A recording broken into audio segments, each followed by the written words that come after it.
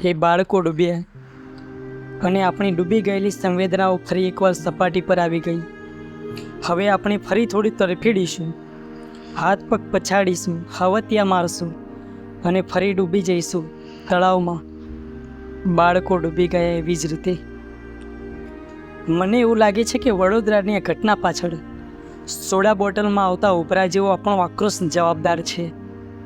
આપણે મૂર્ખ માણસો છીએ.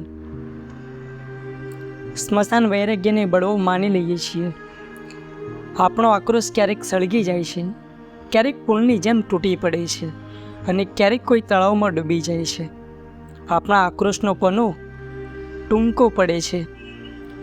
સુરતમાં લાગેલી આગથી બચવા બાળકો ચોથા માળથી કૂદી રહ્યા હતા, ત્યારે મોરબીમાં ભીની થઈ ગયેલી ચિતાઓને આપણને ફૂંક મારી મારીને સૂકવી રહ્યા હતા. ત્યારે કે આજે પહેલાં બીજા ચોથા કે છઠ્ઠા ધોરણમાં ભણતા બાળકો ડૂબી ગયા છે, ત્યારે આપણો વાંઝણો આક્રોશ કરવા સિવાય બીજું કંઈ જ કરી જ નથી શકતા. વાંક આપણા આક્રોશનો પણ છે જ. આ ડૂબી ગયેલા બાળકો આપણને કહી રહ્યા છે કે તમારા આક્રોશમાં થોડું વધારે જોર ઉમેર્યું હોત તો અમે આંખોનું પાણી અને તળાવના પાણીને છૂટું પાડી શક્યા હોત. આ ડૂબી ગયેલા બાળકો આપણને કહી રહ્યા છે કે અમે પાણી સામેનો આક્રોશ વ્યક્ત કરવાની અમને તક જ ના મળી. તમે જો તકનો લાભ લઈ આક્રોશને લંબાવ્યો હોત તો એટલીસ્ટ અમને લાઈફ જેકેટ તો મળ્યા હોત. આ ડૂબી ગયેલા બાળકો રિક્વેસ્ટ કરી રહ્યા છે કે પ્લીઝ હવે કાં તો આક્રોશ કરજો અને કાં તો ન કરતા, પણ આક્રોશ કરો તો એવી રીતે કરજો કે એનો પડઘો ભગવાનના ઘરે પહોંચી ગયેલા અમને પણ સંભળાય.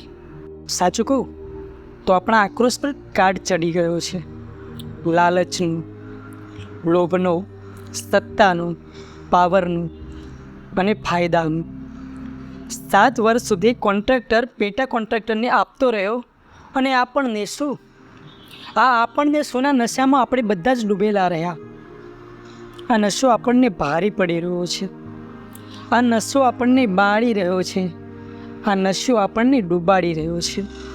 અને ડૂબવું કેટલું ભયાવહ હોય છે એ પૂછી લેજો પેલા બાળકોને.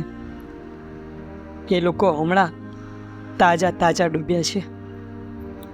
Rest in peace. એક આપણા આક્રોશને